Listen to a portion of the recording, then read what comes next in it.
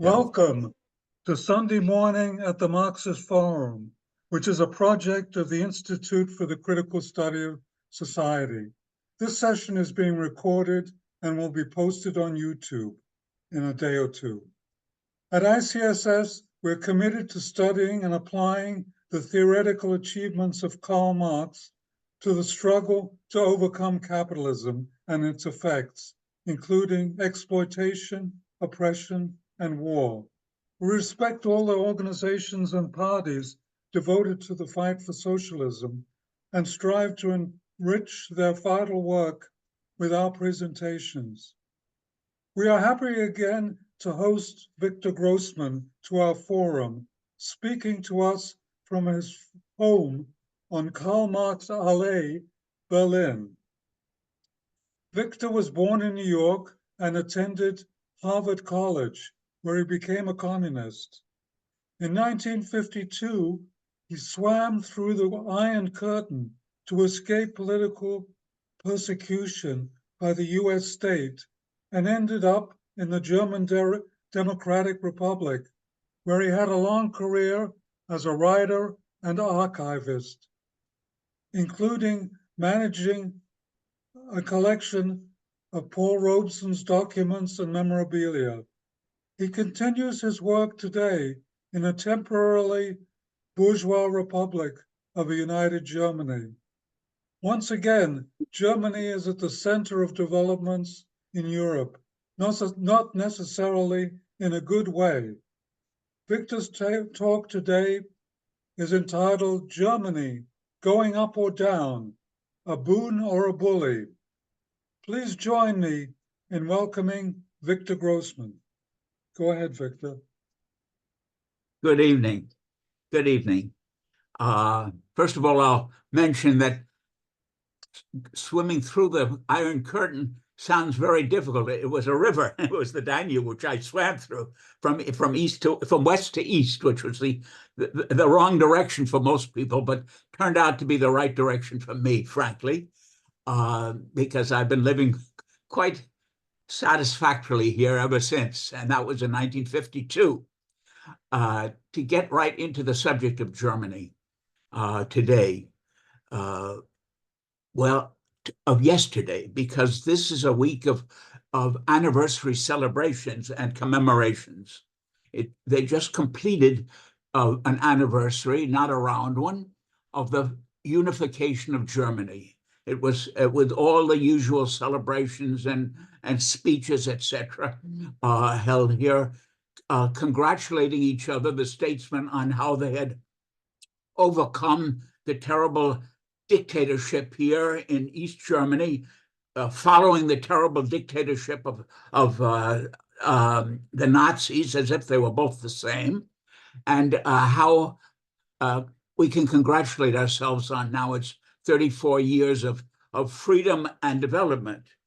However, even in these speeches by the Chancellor Scholz and the governor of the province of Mecklenburg-Vorpommern, there were notes of worry, because things are beginning to look worrisome.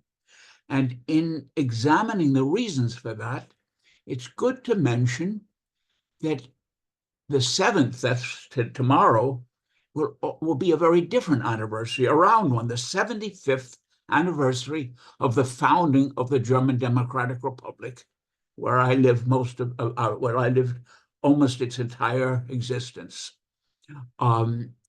This existence, which everybody seems to want to forget, they somehow can't manage to forget it, and it's always cropping up. It's, as I see it, it's a horse they considered a dead horse, but they're always afraid that it still might have a few kicks left or a few bites left. And this is a problem, especially in Eastern Germany, which is, after all, only about a fifth or a quarter of Germany as a whole. It's only 5 from 16 provinces, but it's the troublesome part, especially provincial part, because in the last weeks, there were 3 state elections, all of them in East Germany. Of the 5 states in East Germany, 3 of them had elections, and they turned out very, very badly for lots of people. Worst of all, for the three parties which form the federal government. There's a trio which forms, they call it it's a coalition government of three. Since each party has a color, they call it the ample. That's the Traffic light. street light coalition. It's green, red, and yellow. But the green, red, and yellow parties can't get along together. And in these elections, they fared miserably. The Green Party almost disappeared from the East. The so-called Yellow Party, that's the Free Democrats, which is pure neoliberal, pro-big biz, they disappeared really completely. And the Social Democrats, which lead the country nationally, the Chancellor Schultz is a Social Democrat. Here in the eastern provinces, it lost in two of the three very nastily, and one in the third one, it's called Brandenburg, only because their governor is a very popular fellow. They like him. They don't like the party so much, but they like him. So let's go into the problems involved. When this GDR, as I'll call it, German Democratic Republic, was founded exactly 75 years ago, I was still in the States then, or I was yes, I was still in the States. It was a mess here. It was a terrible mess. Things were in ruin. All the engineers, masters of the scientists, the people in charge of industry, the top professors, almost all of them left for the West in front of the Red Army, which they feared, and with the Red Army, a relatively small group of left-wing people who had been in exile, and more came added. And these people tried then to build a new society based on socialism. Most people in the West, in West Germany, in the United States, think that was a total failure. It wasn't a total failure. I won't go into all the details, but it achieved things which I wish only that the United States could have them too, and such as total paid-for medicine, from medicine, dental care, everything was taken care of by a small tax. That included childcare. It included summer camps for the kids. It included, very importantly, nobody could be thrown out of their home. Eviction was forbidden. And this meant, by the way, now I don't see myself anymore. Yes, yeah. So up above, yes. It meant that nobody could be thrown out on the streets. And this, after my visit to California 5 years ago, I know is such a severe and terrible problem still in the United States, and I think especially on the West Coast. It's a problem we never had before. You never saw anybody sleeping in the streets in those years. Today you do. And today, when it changed 34 years ago, and we all became part of a united Germany, the promise was for blossoming landscapes. Well, they have blossomed for some people, but they haven't blossomed for others. And things right now, economically, do not look very promising. It would be wrong to think of Germany being poor or in poverty. It's still one of the most prosperous countries in the world. But things have been, especially since the COVID epidemic, but also since the Depression of 2007-8, but also in general, things are just basically holding their own. There was the big problem was when the oil and gas pipeline from Russia was first turned off and then exploded, because this was a base of a lot of German industry. Another big problem is the competition from cars made cheaply in China. and many other problems, but it means that a wealthy, relatively self-satisfied Germany is no longer so positive as it once was. This has hit East Germany particularly. Why? Because when the unification came, it was really not, it was annexation, or some say colonization. The entire industry was destroyed here. The entire agriculture was not, they couldn't destroy it completely, but the system, the cooperative system was wrecked. And it meant that millions were thrown out of work. And although in those 34 years that have followed, there has been a certain recuperation. A couple of million left went to the West for jobs. Others found their way into new professions. Some of them had a decent profession they could still use, like electronics, etc.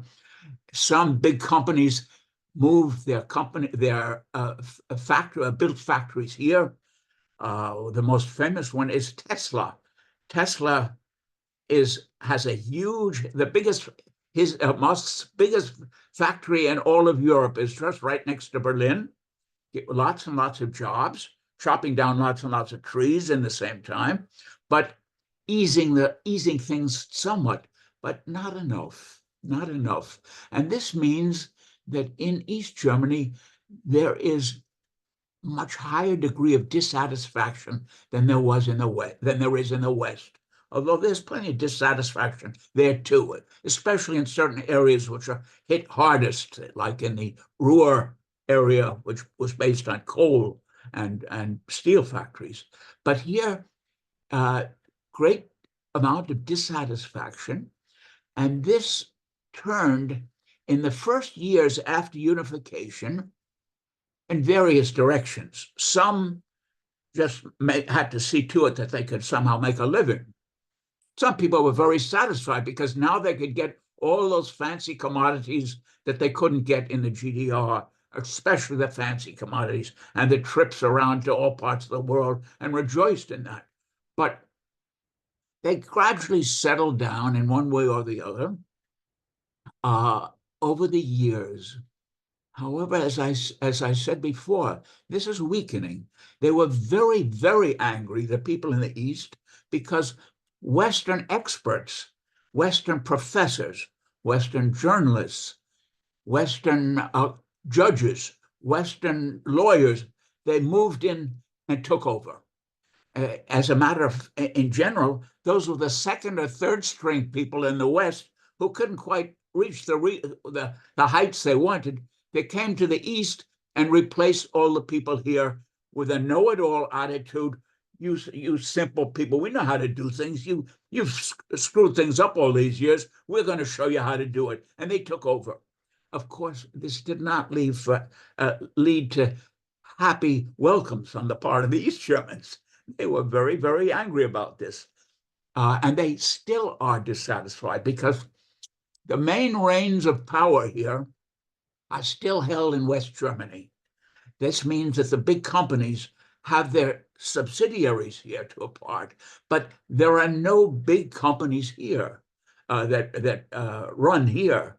And in all the other fields, there's still this feeling of most East Germans that they are looked upon as second-class citizens in Germany.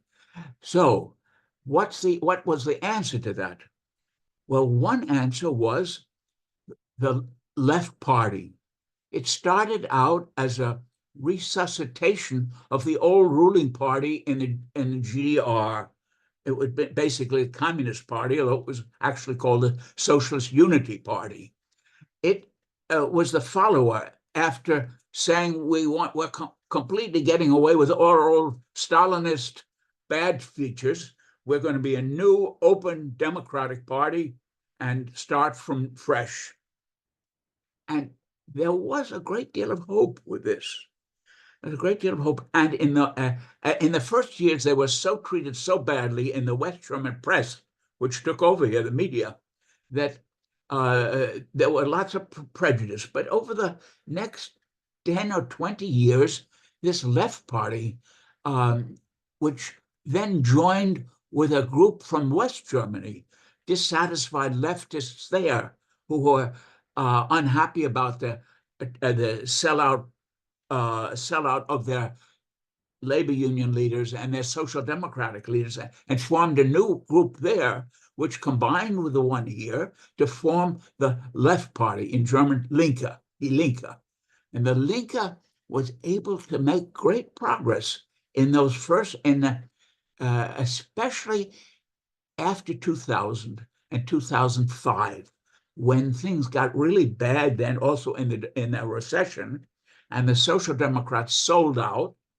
They were getting 20, 25, 30% of the votes in East Germany, not in West Germany. There, they improved somewhat, but they were still in a very low, mostly one-digit range, with a couple of exceptions in the big cities, Hamburg and Bremen. But here, they reached 20, 30%. What that meant, sadly or not sadly, it meant that many of them got into the state governments. They got jobs, they got cabinet seats in coalitions, usually with the Social Democrats, which on the city level, on the local level, but also on the state level. What this meant, in my view, and now I'm speaking from my own views, but I'm not the only one. They became very satisfied with good jobs in the cabinet. Being in a cabinet means you get all kinds of perks. You have a nice car, you get a nice salary, you're guaranteed, after a while, you're guaranteed a very good pension, you're honored, you have a staff which gets paid well. It's possible to get comfortable in this. And this is what happened to a large number of the Linke people in East Germany. They didn't get jobs in West Germany, but they did in East Germany of that kind. What this meant is that they tended to not forget, but downplay the fight for people, the rights of people, working people, which were needed help so much, because those privileges which we had had under the GDR were gone. It was no longer cheap rent for everybody, no longer free childcare for everybody. Medical care was still much better than in the United States. Just about everybody is covered. But now you have to pay for things you got free in the GDR, or covered in the GDR, like glasses, hearing aids, other cures, which are rehabilitation cures, medicines. You started to have to pay for them. And this was not so bad for people with a good job, but for people who didn't have a good job. There were many with poor jobs, with half-time or temporary, and many with no jobs. Especially difficult for young people to establish themselves. This meant that the people were becoming more and more dissatisfied after 2007, 2008 again. But the Linke, the left party, was not putting up the fight that it should have been. It was still speaking well in the various parliaments on state and federal level. It demanded a higher minimum wage and many other advantages. But down in the streets where it really mattered, they were hardly to be seen. I won't completely, I mean, there were some groups which still fought hard, but in general, they were seen more and more in East Germany as part of the establishment. And therefore, more and more people turned away from them. The ones who didn't turn away from them were, by and large, the old guard from the old GDR days, who had been active in the party or in the active there and were still faithful to their old left-wing views. But to many others, especially younger people who had no tradition there, they no longer voted for the Linke. I'll call it the Linke to make it clear. And their results got lower and lower and lower. This varied. For example, in one state, Thuringia, Thüringen in German, they still managed to get enough votes to get the prime minister. He was the only one in all of Germany from the Linke party. He was partly because he was a very popular person, a good speaker, friendly person who came from the West also, however, but managed to get elected and reelected. He just lost. His party lost. What happened was that the Linke Party moved more and more towards, well, some would say opportunistic position.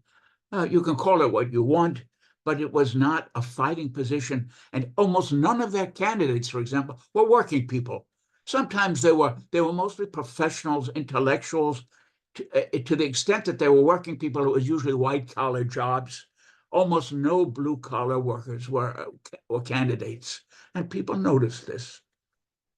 And therefore, their numbers started to drop. And that left a vacuum of dissatisfaction. And who filled the vacuum? From the start, not just that they were there from the beginning, but now they began to move upwards. This was the far right, the fascists, basically, or quasi-fascists, almost fascists. You can argue about the term, what is a fascist? You argue about it in the United States all the time, but call it what you will, it was far right. And they were, first of all, a lot of the leaders of this came from West Germany. They saw their chance, especially with young fellows who had no real jobs and no real hopes in East Germany. And with the youth centers of GDR days closed down, they gathered around bars and such and formed clubs. Older men were active in either in football clubs or in fire departments, and built up a whole system which was turning to the right more and more and more. And the basis of their right-wing turn was, at first it was opposing the European Union, but then they dropped that, or they let that more or less drop. They turned to the same thing as in the United States: hate those immigrants, hate those foreigners, hate those other people. And since in these years, lots and lots of people, refugees, were coming to Europe, and most like, if at all, they like to come to Germany, which they thought of as the most prosperous, except perhaps for Sweden and Norway, but these were not central. They wanted to come to Germany, and well over 1 million did. And the people in East Germany had far less. Most of these immigrants went to West Germany. Some came to East Germany, but it was possible for the fascists to make many people believe things are tough for you, while they're giving everything to those foreigners. In other words, all the benefits, they're getting money stuffed in, they're getting every kind of benefit. Here, they've been here only a year or two, and they're already getting all the benefits. And since they were foreign-looking in many cases, more and more women had head covering. Men often wore their beards long, the older ones anyway, not the younger ones. But it was too easy to fool East Germans who had relatively little experience with foreigners. Most of the foreign laborers had gone to West Germany to work, Italian, Spanish, Portuguese, even British, whereas in the East, there were groups organized by the two governments to help out in the East German industry, from Cuba, from Algeria, and then at the end from Mozambique, in the end often from Vietnam. But these usually stayed more or less to themselves and learned to trade, spent 4 or 5 years here, and then went home with enough money to set themselves up a little there at home with maybe a bicycle shop or a motorcycle company. But there had been tension too, but relatively little experience working next to people who spoke a different language. And this was used by the fascist types to point to them. Those are the ones who are causing your problems. This caused lots of damage. And as I say, it filled in the gap which the Linke had left. None of this is 100%, I must add. This varied from place to place, but that was the general picture. At the same time, in terms of foreign policy, the Linke Party weakened because some of its leaders had established themselves in various states in East Germany. They dreamt of the day when they would also have some cabinet seats on the federal level. They thought that perhaps with the Social Democrats and the Greens, they might form a trio calling it center-left.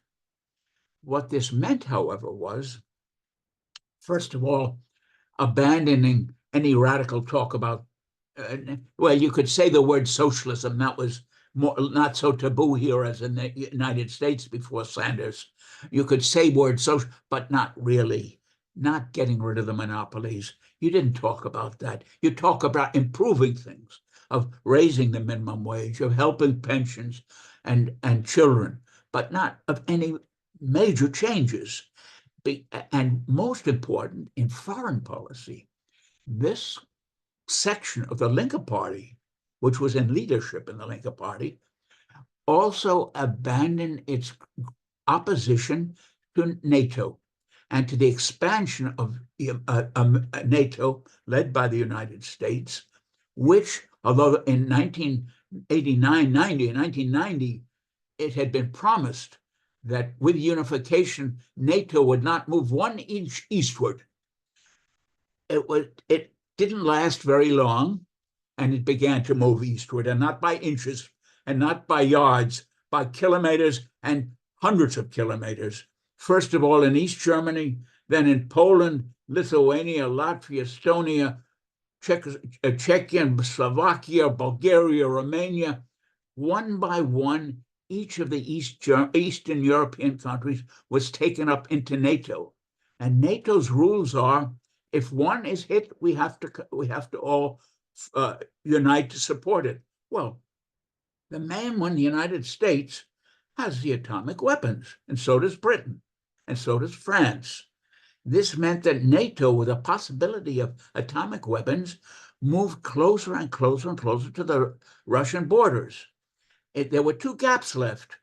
One was only 2 gaps. Well, one in Sweden and Finland Finland was a gap, but they later closed that. But 2 major gaps. One was Ukraine, the other was Georgia. With those 2 gaps closed, Russia would be completely locked off from the outside warm water world. The Black Sea and the Baltic Sea could both be blocked off if desired. And this question of, especially when Russia or Putin or Russia decided to fight back before it came to fighting from the other side, as I see it, well, it's hard to judge what the motivation. For whatever motivation Putin and the leadership saw, they did move into Ukraine. It is possible today, and well, I would say, put it this way, this sadly resulted in a split right through the ranks of the left in almost every country, United States and in Germany too. And whereas more and more, most of the left, organized left, after the first year or two well, it's now since quite a while, began to say, well, it was wrong for Russia to invade, but however, the question came, what was the role of NATO? And left-wing people said, this whole war in the Ukraine is basically based on provocation, planned provocation by NATO, led by the United States, and followed close on its heels by Germany and the others too, but especially in the lead, Germany. And here I might add that in Germany, you have more or less 2 camps, which are not sharply divided amongst from another on the right or right and center. Basically, one is to support the United States in every way in its foreign policy. And that meant expansion, especially directed, well, first against Russia, and the follow-up, of course, would be China, and they've started that already with Obama, talking about the pivot to China. That's the one group. The other group, the German nationalists, who are not so close to buddying up with the United States. They will, because they now have a common aim against Russia. Well, some of them even would like trade with Russia, but basically a position of working for the strength of a nationally led world capitalism. And Germany, some of the Germans said to themselves, we'll go with the United States, they're stronger, but we'll think of German development and expansion also. The same companies who had led Germany since World War I in many cases, Daimler-Benz and Siemens and Bayer and BASF and the Deutsche Bank, they never found themselves, they never were happy that the GDR had taken all their property away. They got it back in 1990, and they moved back in, but they were never satisfied. They wanted also to move eastward. And I think some of them joined more readily with the United States, most prominently the foreign minister of Germany, Baerbock, who's a leader of the Green Party. The Green Party, by and large, was part of this pro-USA position. Another part, which is partly at home within the Social Democratic Party and is led by the Minister of Defense, Boris Pistorius. He's all out, armament, be strong. The Russians are going to attack any day now. We have to be strong, build up our... And these two groups are not really contradictory. For the time being, at least, they're very close together.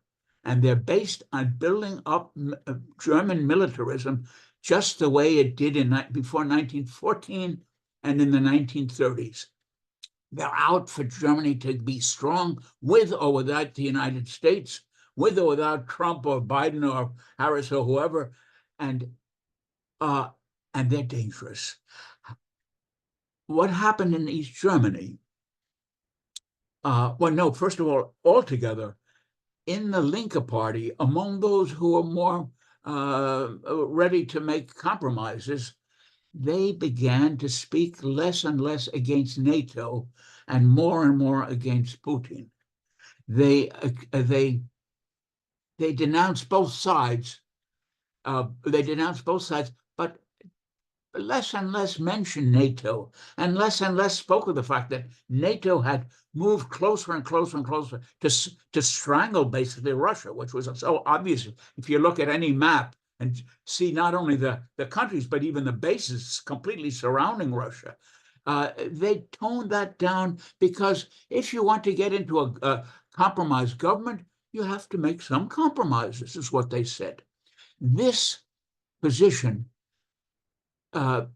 grew more and more problematic within the Linke Party because some people were very unhappy about it. The Linke, the left Link people were unhappy about it and began to protest. They didn't begin, they always protested.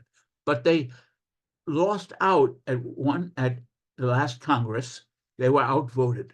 Outvoted partly because the leadership, in good old tradition, had managed to load the Congress with people who worked for the party and who therefore backed the position of the leadership. How the membership thought was hard to tell. In any case, this group grew less and less happy about this, what they saw as a sellout. And as the sellout did not succeed, it became impossible to join with the Social Democrats and the Greens. They never would have accepted it, they thought. But what was happening was that the left, the Linke, was losing more and more votes in not only in West Germany, but in East Germany. Their whole polling figures down, down, down. They had once reached a poll of 11% nationally, as well as over 20% in the East. Now they were down to, as I say, to low single digits in the West, or not at all in many states. And in the East, we saw what happened in these September elections in these 3 states. In the state of Thuringia, where they had been leaders, I don't know, I'm going too fast. What happened was that the people who were disaffected were led by a woman, Sarah Wagenknecht was her name, who was very popular also in West Germany, strangely enough, because left-wing people are not often popular there. But first of all, she was seen as very attractive in her looks, very well dressed, and a wonderful, wonderful speaker and debater. She could, the TV talk shows, they loved to have her on, always with 2, 3 others to contradict everything she said. But she was clever enough. She could always answer back with a smile. She never lost her cool. She answered back with a smile and demolished them until the moderator usually stepped in to save them. And she considered, obviously, that this popularity in the West was enough to give her a strong position nationally. And therefore, she, together with some of the other, I would say, Marxists who are unhappy about the leadership, decided that the party was going to the devil. It was going down, down, down to 4%. It would 4%, 3%. It would no longer be represented in the national federal parliament. We have to save it. The only way is to break away from it.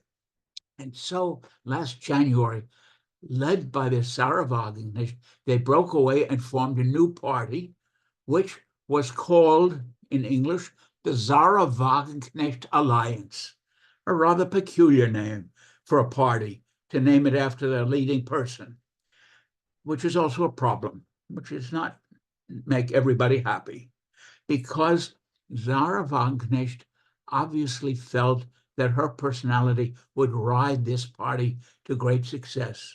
And as a matter of fact, it has. It has done that.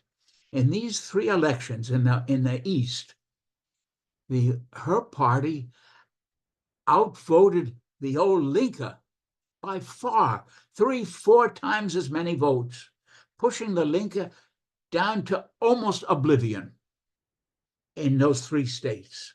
It was down to 2-3%, more or less, whereas her Sarah Wagenknecht party became, in all 3 states, the 3rd party, second only to either the Christian Democrats or the Social Democrats, sometimes the 2nd party.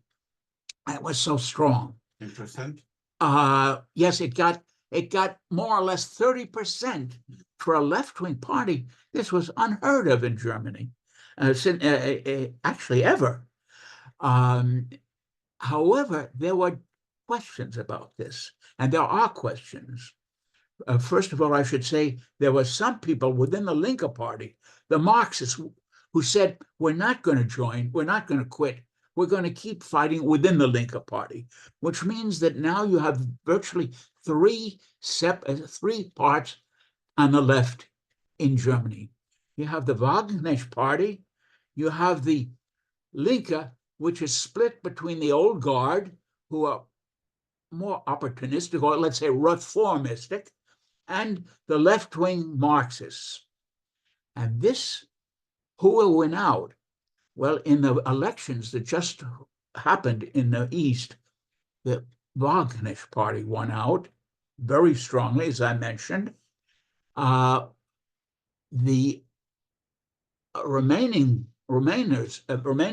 group within the Linke will come to a decision in a very short time, in about 10 days, I think, is the Congress in Halle, the city of Halle. There will be a left-wing Linke Party Congress. And it will then be seen whether the old opportunists who've completely shown themselves to be unvotable, so impossible, whether they can still maintain their lead or whether a fighting minority can perhaps not take over, but at least establish itself as a major force within the Linke Party and save it, rescue it. This is the question which is coming up within a very short time. At the same time, the Sarah Wagenknecht Party has raised some difficult questions. Question one, well, first question is, it's taken a strong stand against the war in Ukraine. It said we need negotiations, we need peace there. It has been called Putin lovers because of that, but it's been careful to say, no, it was bad for Putin to move in. This they were almost required to say, to not be punished almost, because things are getting very tight here on that question here. Any support on that or on Israel is taboo and is gradually coming under stark, strong censure. But no, it said, yes, that was wrong of Putin. We condemn it, but it was NATO was involved. And we demand no more weapons to Ukraine, and push to negotiations and peace as in every way we can. This position was also shared by the far right, which made for a very complicated situation in East Germany after the elections, because in many cases you have her party as well, you have either the Social Democrats or the Christian Democrats. Well, let me put it this way. The Social Democrats managed to hold out in one state, the Christian Democrats in the other. Otherwise, the other parties have lost out, but her party has become very strong, 10, 15%, and has to be taken into consideration in forming new coalitions. Now, who's going to coalesce? Who's going to form a coalition with whom? The Christian Democrats said they would never join with either the Linke or with Sarah Wagenknecht's party. They have always also said they would never join with the AfD. That's the alternative for Germany. That's the fascists. Will never join with them. But they have to join with somebody. The Christian Democrats in one state, in Saxony, the Social Democrats in Brandenburg in the north, they have to join with one another. Otherwise, they can't form a government. And nobody knows what's going to happen now.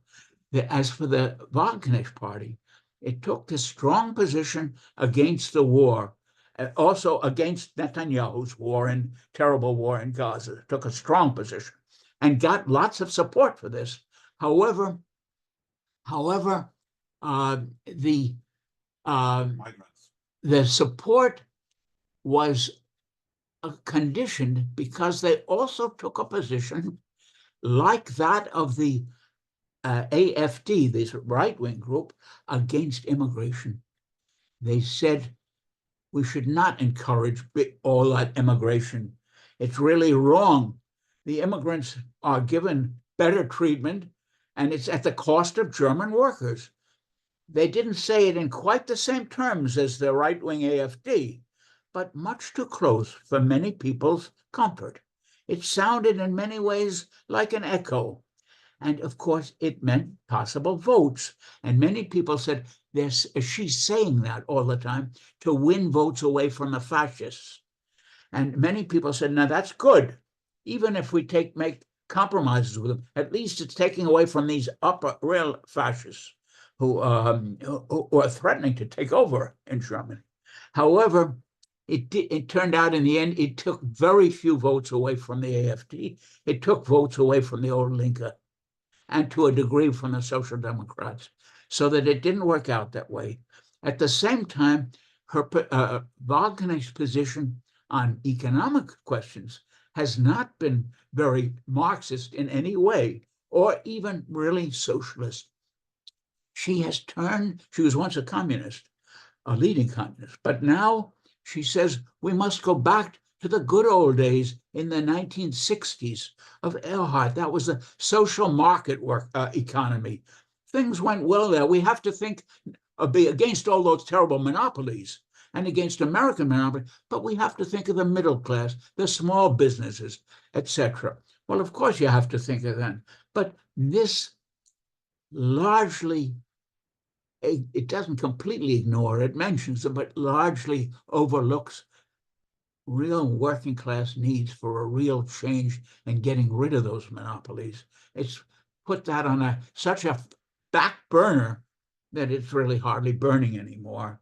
And not only that, but Sarah Wagenknecht has put off any Congress to debate their party program until next year, after the federal elections next September.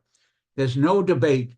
And the good people who went with her and left the Olinka with her have hardly been able to say much. She's kept her finger on pretty much on the button. She's obviously believes that her personality is enough, and she wants to keep the party perhaps from those radicals. What will happen? We don't know. Anything can happen.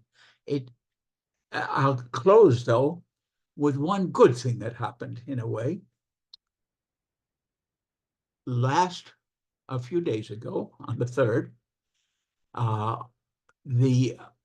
which was on the one hand the anniversary of the unification of Germany, but it was also the date of a big peace rally in Berlin. Wagenknecht had led a rally in February 22, or was it 23, which had led a rally which got 50,000 people demanding peace. In those days, it was mostly on Ukraine. This time, the rally was on peace in the Ukraine, peace in Gaza, no weapons to any foreign conflict areas, and no stationing of atomic possible missiles or long or middle-range missiles in Germany, which can hit into Russia and can be thrown back at us. It's taken a strong position against missiles in Germany. And these positions taken by the Wagenknecht party also got them votes. And at this rally, they didn't get the 50,000 that they probably got then, but it was a big crowd, estimated maybe 20, maybe 30,000. Of course, the police cut it lower, much lower. But people from all over Germany demanded peace. There were several counter demonstrations. One with yellow-blue flags for Ukraine. Several in that direction. One against the Russians, especially in front of the embassy. But they were very small in comparison to the thousands and thousands who went from 3 directions, joined at the big column in the middle of the major park in West Berlin, celebrating the victories in the 1860s. But they gathered and said, we want peace. And this was loud enough to worry the people on top in Germany, but especially in East Germany, because the East Germans, from all the polls we know, are in many cases fooled by this business about immigrants, but basically they're not so hate Russia bound as the people as many people in West Germany. They were able in those years, the GDR years, many went to study in the Soviet Union. They visited as tourists. They went on in many ways. They visited. They found that the Russians don't have horns and tails like devils, that they're people, and that they don't want war for the most part. And not only that, they would be hardest hit in the East. In other words, the groups, the sentiments of people in the East who favor peaceful means are strongest in the East. And this was reflected also in the votes, both for the Sarah Wagenknecht group, but also for the AfD, which calls for peace for its own reasons. And this is the question which is now tearing Germany, basically in parts. Nobody knows how it's going to end. Next year is the federal election, and the Christian Democrats are strongest, but they have only about 30%, which means that they cannot govern alone. But who will they join with? The Social Democrats have about 15%. That's not enough. The Greens are down to about 10%. That's also not enough. The Free Democrats are big business party. They're down to 4%. And the Linke Party is at present also down to 3%. It remains basically, will they join with Sarah Wagenknecht's party? It's hard to imagine because they seem such opposites, but nobody knows what's going to happen. But the biggest question is, if economic developments become worse and people become more and more dissatisfied, who is going to lead them? Will it be the fascists? Will it be the Linke? And one last point I should point out. At that rally, the good thing was you had speakers at that meeting, including Sarah Wagenknecht as the final speaker, and she's a great speaker. Also, a representative of the Linke Party, one of their very best, Gesine Lötsch, a real fighter. She's been a fighter for years. She's a good speaker too, and she spoke. Then you had somebody from the Social Democrats. Now, the Social Democrats have taken bad positions, but this guy had the courage. He's no longer in Parliament, but he had the courage. He belongs to a small group within the Social Democrats who are also for peace. And he had the courage to stand on the same platform as Sarah Wagenknecht, despite lots of sniping from the media. He took a stand. He got booed every time he denounced Russia because a lot of the crowd is still more pro-Russia. He got booed, but he didn't let that worry him. He kept talking. He said, we have to have people for peace, even if they disagree on questions. We have to stick together if we're for peace. And as another speaker, you had someone from the Christian Social Union. That's the Bavarian branch of the Christians. And he also had guts, but he's no longer in office, so he can afford to.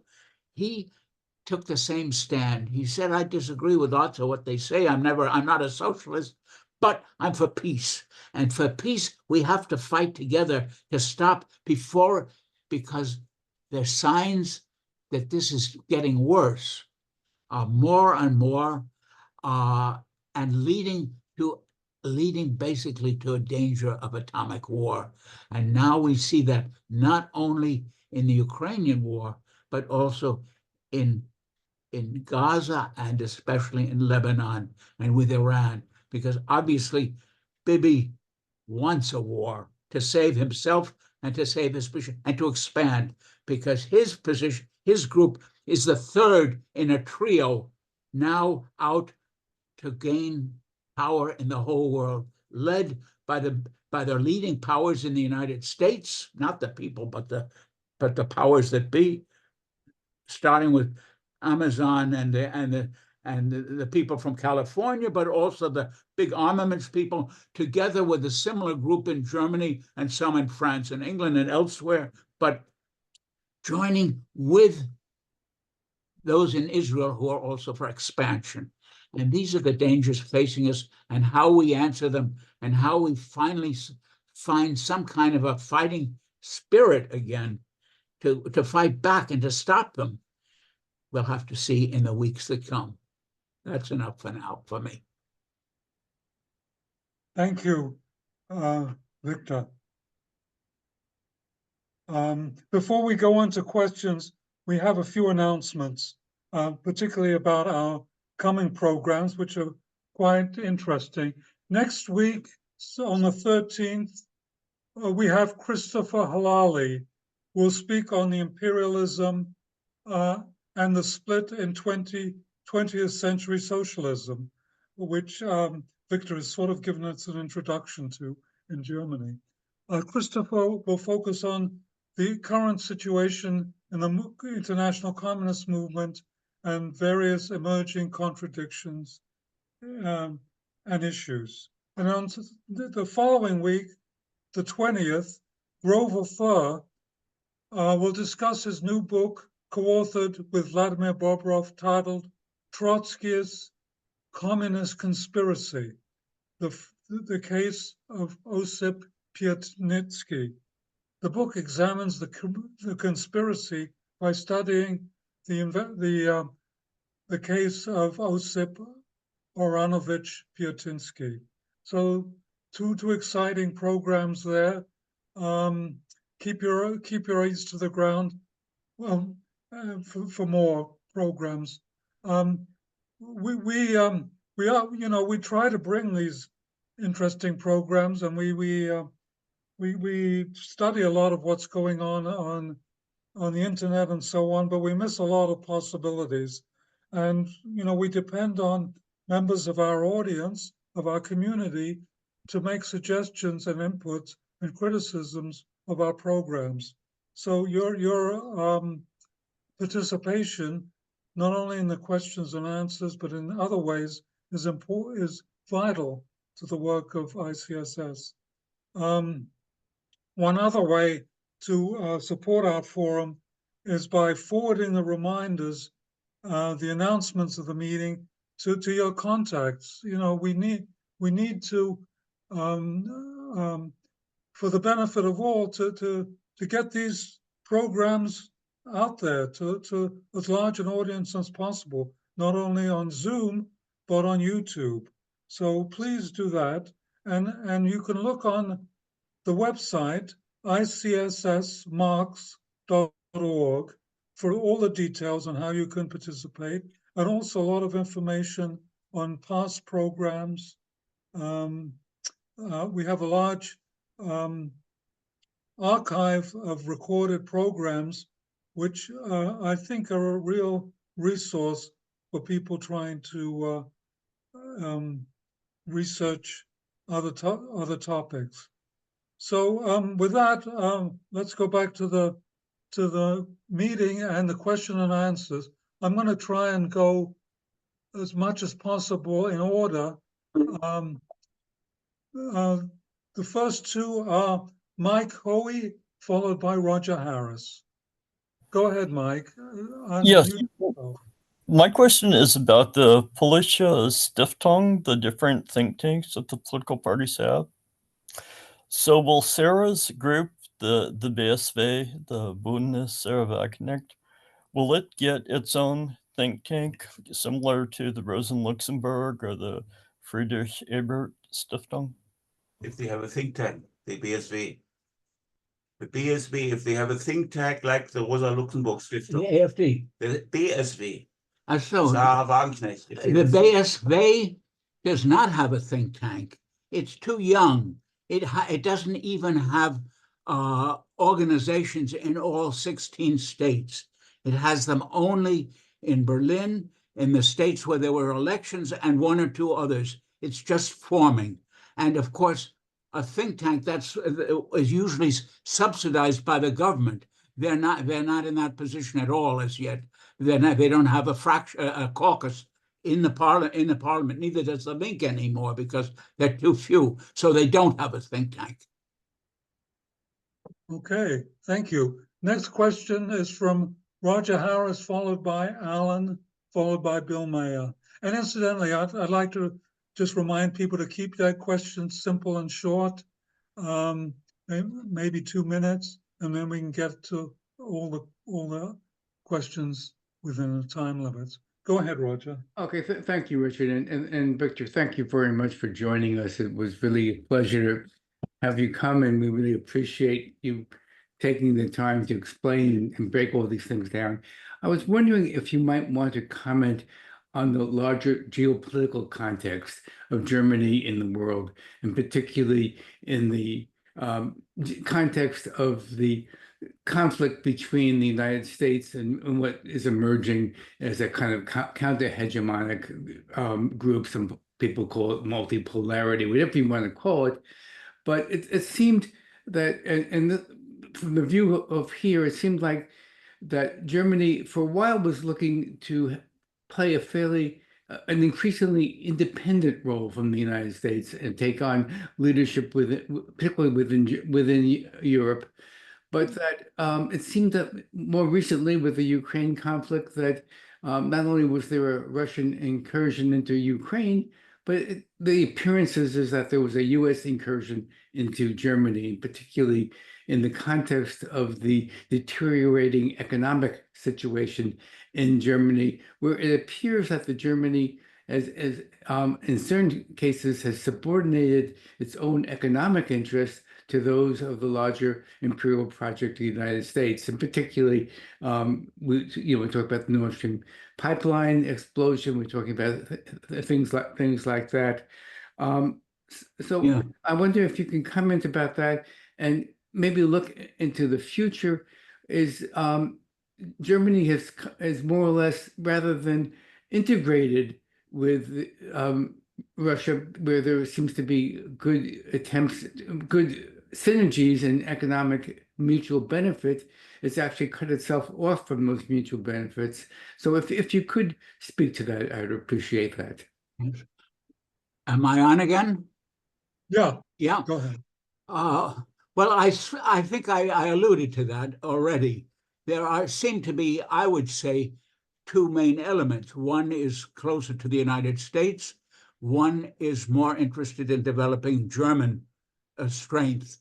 They are, I would say, first of all, that they're very much intertwined. You have major German companies or corporations in the United States, like Aldi, for example, and the auto companies. You have American companies, which are, of course, very strong in Germany. They're not in direct conflict, but there are contradictions that have not been too widely seen. We're still wondering about that pipeline. Who really exploded it? It was clear that the United States pressured for years that Germany not accept oil and gas from Russia, but take it from the United States instead as liquefied gas. So that there are conflict areas economically, but also lots of intertwining. And up till now, they have not had, I would say, not had conflicting aims in international politics, whether it was in Afghanistan or in Mali, to a degree in Iraq, where Germany refrained from joining in the war there, mostly for domestic reasons. But I would say there hasn't been a sharp, clear conflict, and you have lots of mixing and intermix. But it could develop in the future. It could develop, though I think the United States will always play the major part. It's much bigger and stronger than Germany. But Germany could well be the major junior partner. I think perhaps it already is. Okay, thank you. The next questioner is Alan, followed by Bill Mayer. Bill Hi, Mayer. Victor. Thank you so much for speaking. Really informative presentation. A lot of questions come up. My question is about the deindustrialization of Germany.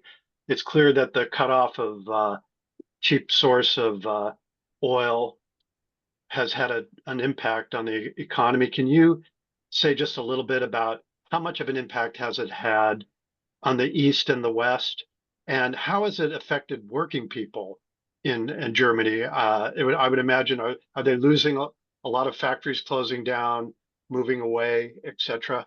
And this is kind of follow on to Roger's question, but why would there be elements within the German capitalist class that would put up with this? You know, what is it?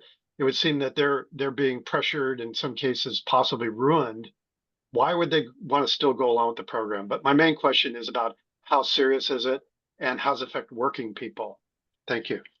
Well, I'll answer the last part first. As I mentioned, there's so much intertwining. They're not really separate completely. Those big companies like Bayer or BASF, they have factories all over in the United States, and so do the others. You can't separate them.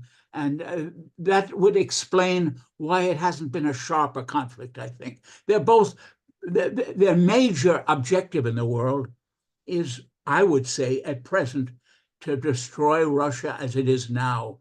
They were happy with Yeltsin. With Yeltsin out and Putin taking over, it meant that their aim is to have another Yeltsin in Russia or to split it up as they did with Yugoslavia. That's the goal, and then to move on to China. But that's this, they both have the same goal. Yes, there are differences. Germany had to be pushed a little to get into Afghanistan, but there's plenty of generals who love the idea of winning medals and winning battles, so that there has not yet been a major conflict. As for the economic effects, they have not hit yet quite so hard, and that the media is full of questions. Is it getting much worse or isn't it? You hear contradictory reports. What it seems to be at the moment, rather status quo. It's not. They're not moving upwards, but they're not moving downwards quickly either. It seems that they expect a growth rate around the zero level, but of course that's not good for an economy. However, there are signs that it's beginning to hit harder.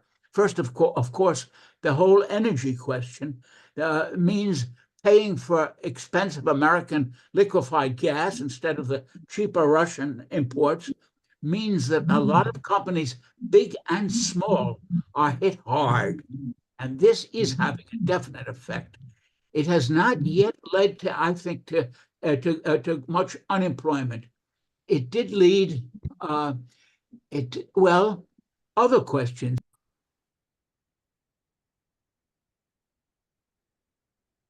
Okay, I don't know if we lost the sound, or did you finish your answer? Okay, let's go on to Bill Meyer. Now it should be okay again. Okay, Yes, I'm okay, back. finish. Yeah. Okay, good. Yeah. Yes, the Volkswagen is just facing a complete change. They're being forced to, they say, to close or partly shutter down many of their factories, which are spread all over Germany. One of the big ones is in East Germany, the rest are in West Germany. But they're frightened at this. They're frightened. It's partly because of competition from China, but also they're disagreeing with the other companies because they build a lot of cars in China, so that there are all kinds of complications. But there are signs now that the economy may suffer. And at the moment, it's sort of in a static question. We'll have to wait and see. But it could well turn downward. Okay. Thank you. Okay, thank you. Go ahead, Bill Meyer, and followed Yes. by Janet Coburn. Thank you very much to the Institute for having such great talks. Appreciate this. And Victor, welcome. You talked a lot about the three main political parties. I'm curious about the whole spectrum of the political parties in Germany. I wonder, I mean, what's the extreme left and right? Is there still is there a communist party in Germany? Is there an old Nazi party that has a different name? What happened to all the kids of the Nazis and their kids and their kids? Where are they now? And what is the wide spectrum of the political landscape in Germany? Yes. On the right, you have a group of Nazi parties, but they are very small because most of them have come together around the AfD, this alternative for Germany. Most of them have dissolved, because that has chances of success. Some extreme groups have remained also in Berlin, and they show up occasionally with violence, and especially in Saxony, which has always been a right-wing center, around Dresden, so that you still have. Can you hear me? Yes, go ahead. Yeah, can you hear me? Yeah. Especially around Dresden, you have these extreme right-wing groups. Not only there though, but the main threat is from this AfD because it's the strongest, and it's now the second strongest party in Germany with 17% of the vote. In other words, vying with the Social Democrats, ahead of the Social Democrats, second only to the Christian Democrats. On the left, yes, there is still a Communist Party in Germany. Can you hear me? Yes, Yes, Okay, yes, because I couldn't see you. There is still a Communist Party, the German Communist Party, whose members are actually doing a valiant job in many cases where they are. However, they have been condemned, you might say, to very, very, very tiny effect. In other words, they already split. They too split as to whether they should, a few years ago, as to whether they should support the Linke or go on their own. And they basically decide to go on their own. They get usually in elections under 1%, sometimes far under 1%. So that although they have some strongholds in some West German factories where they really have fighting people on the stewards level, they do not play any major role in politics, except perhaps as a voice of conscience. And they have their annual get-togethers. I was one just a few weeks ago, but they have not much political importance. There are a few other left-wing, Maoist also, and Albanian, and Trotskyist, and others, but none of them are above, I think, the 1% level. And so that they don't have much of a meaning in the major political scene. The major political scene basically turns down to those three in the government, the Christians and the Wagenknecht Party, and to a degree, but now fading, the Linke, although I have hopes that it can revive. okay, thank you. Next is Janet Coburn, followed by Marilyn Langlois. Hello. Hi, yes. Thank you, Victor, for your presentation. I have lots of questions, so pick and choose as which ones to address as time allows.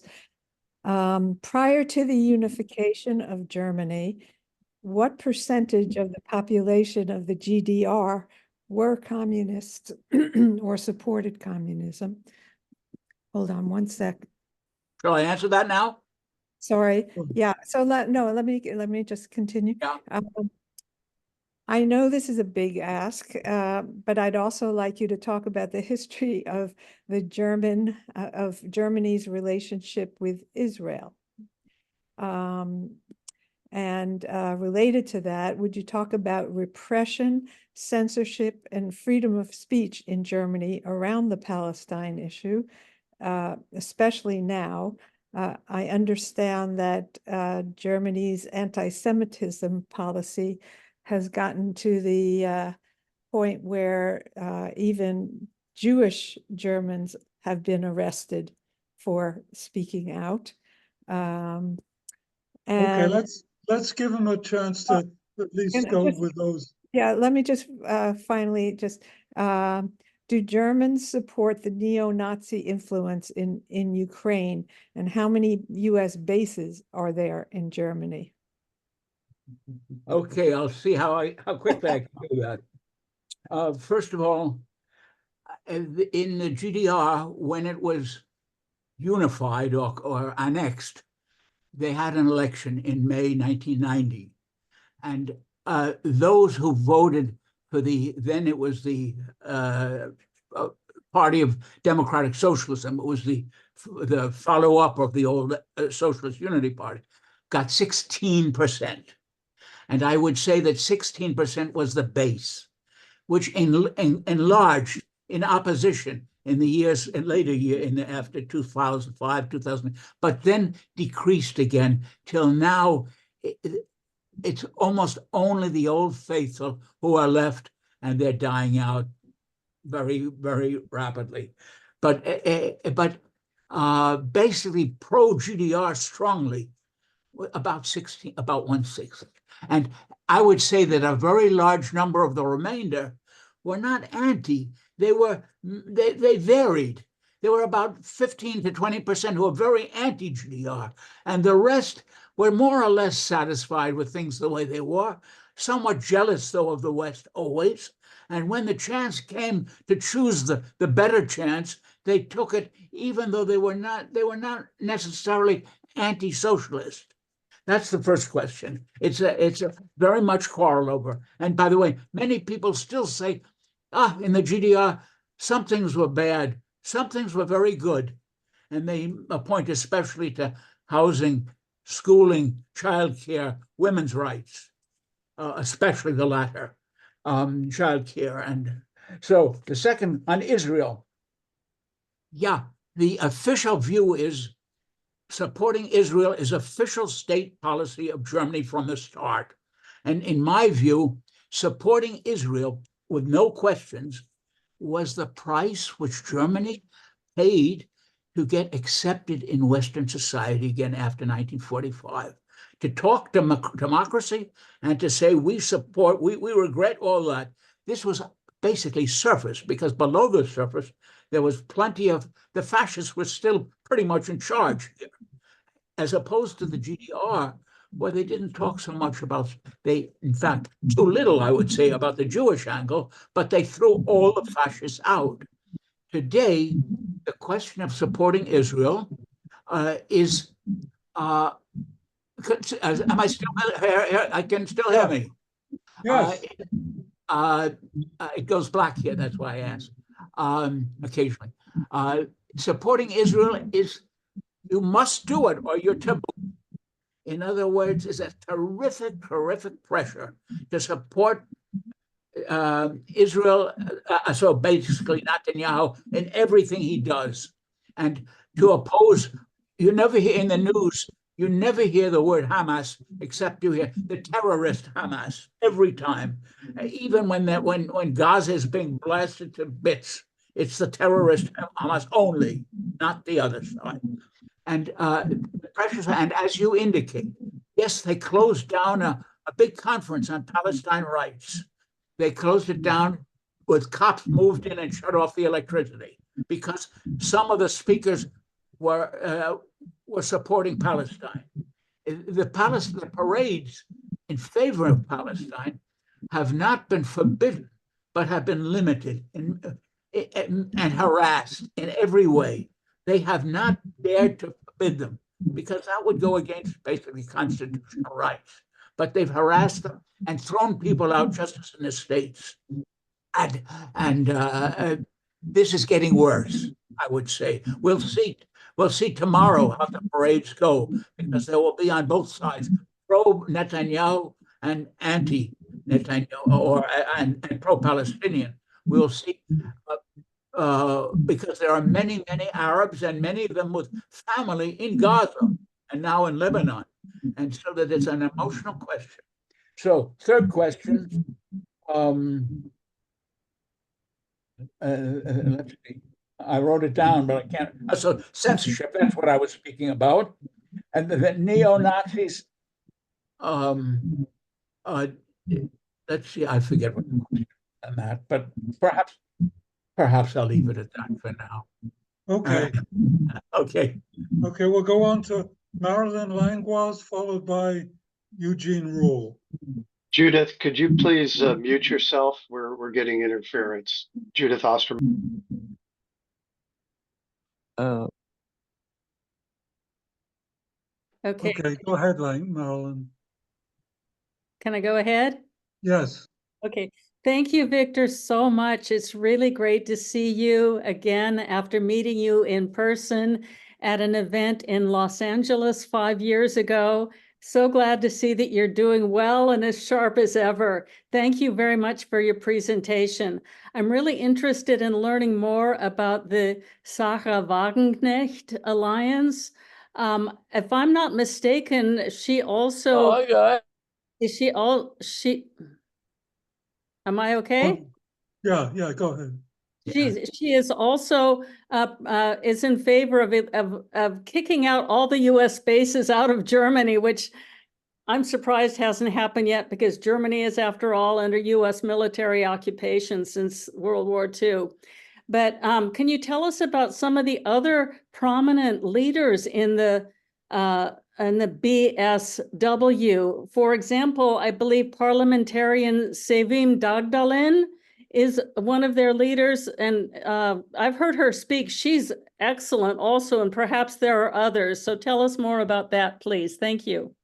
Yes, first of all, about the bases, that's easier said than done.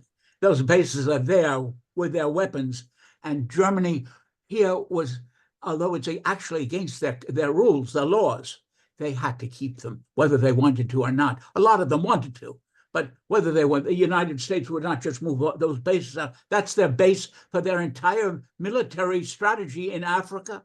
And with the drones, it's based on this Manstein a base, and they can't give that up without giving an awful lot up. As for the other, yes, the woman you mentioned, Sevim Dagdalin, she's wonderful. She's a wonderful person and a wonderful thinker. And there are others who left with Zara. One of them, Hunko, is an expert on Ukraine. Another is Damaso. They're great people, but and I hope that they will be able to establish themselves within the party. But up to now, they've been very little heard of them. Sevim spoke in London in favor of Assange. She spoke in New York, but not much in Germany. And the same is true of the others. It might seem as if Sarah wants to keep them a little bit down, out of not too prominent. We're not sure. We'll have to see. But we have worries about that. It was good that on that podium on 2 days ago, it was Sarah and the Linke Party and the other parties. That's our hope, that they can not fight each other, but fight for peace. We'll see what happens. Thank you. The next is Jean Raw, followed by Peter Fay. Okay, well, thanks so much. The Chinese have a curse. May you live in interesting times. And well, in your case, you have certainly led an interesting life, but you have thrived on that. And I really appreciate the insights you give, not only on Germany, but Europe and, globally. So, and I pretty much agree with everything you say. So maybe I'm biased on that. But my comment or question may seem frivolous, but bear with me.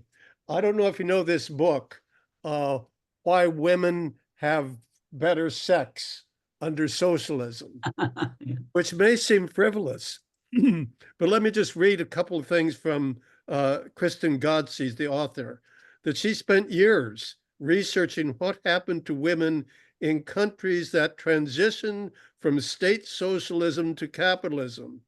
She found that when done right, socialism can lead to economic independence, better labor conditions, and a better work-life balance.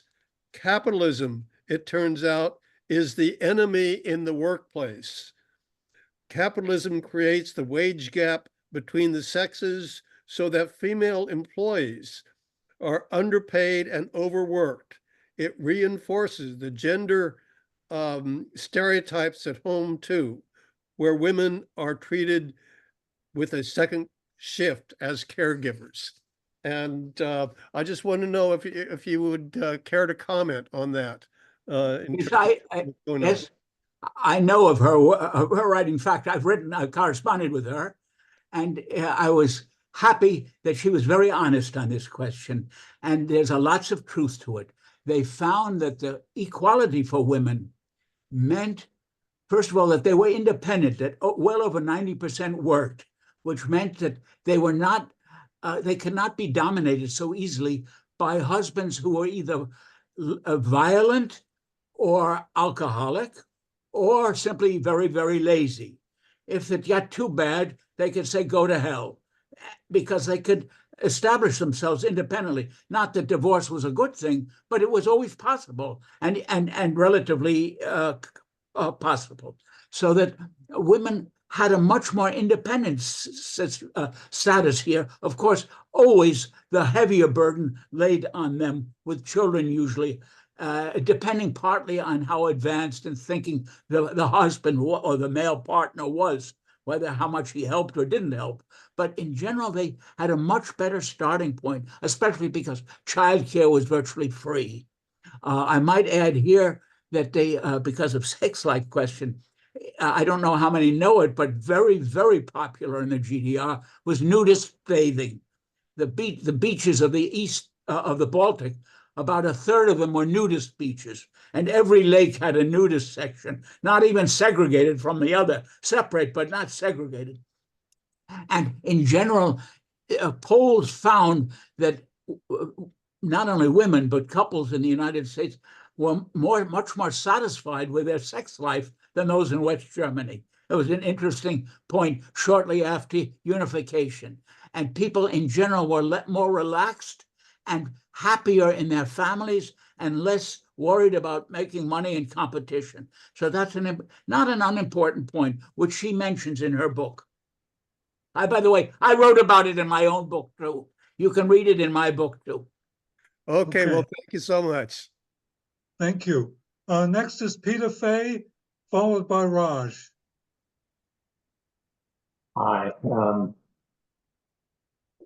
Glad to see you're still doing well, Mr. Grossman. I saw you in Amherst, Massachusetts a few years ago, and you're Peter, you're getting a lot of echo. Can you speak closer to the mic or Yes, change yes, your mic? sorry. Okay, I'll try and do that. Can you hear me? Yeah, but it's still an echo, but we can hear you. Go ahead. All right, let me try one other. Try that. Is that any better? Yes. Okay.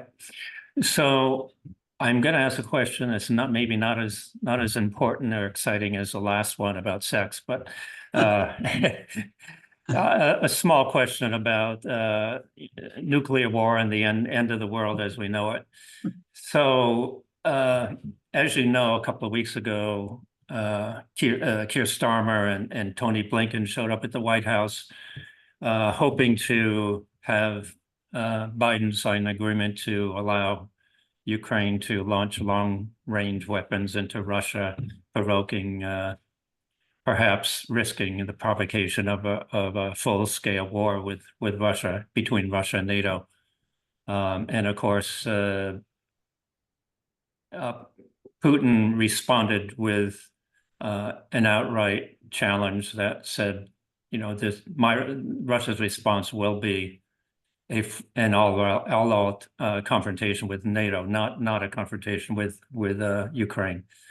And surprisingly enough, it was the military that shot that down. It was not our State Department or our elected leaders. It was actually the military that put a kibosh on that idea. And the reason I'm raising this is because of exactly, you know, what you're talking about, the German groundswell change in the electoral results in Germany, and that is both the AfD and BSW, both of which, you know, both the left and what you call the fascists, opposing war with Ukraine, opposing putting American weapons in Germany, basically the same position or very similar positions, opposing NATO expansion. And again, just this past week, we had the Austrian party, the Freedom Party of Austria, get 29% of the vote. Again, what, you know, a lot of people are calling a fascist party. I don't consider them, you know, I don't term it that, but certainly a right-wing party. Again, this is another party which opposes NATO, opposes supporting Ukraine, wants to end the war, wants no part of this European alliance against Russia. So what does this mean? That I understand that you mentioned that, you know, the AfD, for example, fooling people and, you know, tricking them into being anti-immigrant, et cetera. But is this really what's going on? I mean, the working class, the industrial proletariat in East Germany is voting for these parties who are in fact opposing NATO, opposing supporting Ukraine. So are people really being fooled, or are people maybe not as stupid as we think? Maybe they really do see a possibility, you know, a protest vote against NATO and against the danger of nuclear war. Or, you know, what's your take on that? Is it really people being duped? I used to hear that in the Communist Party all the time, but I'm not sure I accept that simplistic explanation. What's your take? It's an extremely complicated question, which is being debated right and left here all the time. And I can't give you a full answer. I would say you cannot trust the AFD to being because of that position. The reasons they take that position may be partly because they're against the European Union, like Putin, and therefore they're allies in this. Similarly to some of the other right-wing party, or to Orban. It could be that. It could be that it's simply pragmatic, that they want to get votes of people who don't want war. It could. The question is, however, one cannot forget the fact that while they are opposing the war in the Ukraine and supporting Netanyahu, by the way, you should know, they support NATO completely because he's anti-Muslim like them. At the same time, they support the draft, which is now being discussed again here, a compulsory conscription. They support militarization in every way. They support they support lower taxes on millionaires. They support also in questions of marriage and mixed marriage, etc. They're bad on almost everything except this one issue. But of course, that's a very important issue. In fact, it's a key issue. And this makes it complicated.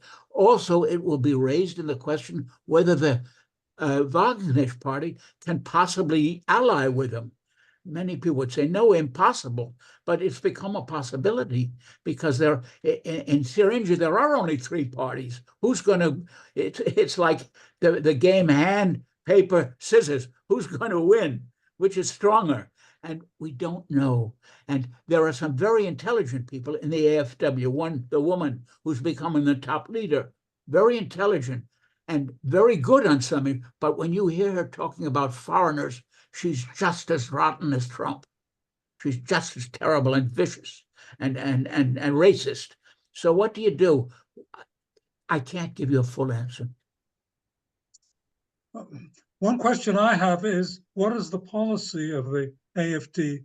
You know, I would think what the definition of a fascist party would be that they support finance capital and neoliberalism. Is that the same? Do they follow those policies also? Yes, they do. Yeah. They do. They follow those policies.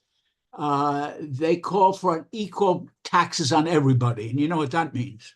The big shots, the Bezos pay the same taxes as you and I, or as you do. I don't pay tax, but as you and I. By the way, to a comment one woman made, yes, sex questions are also very important. It's true.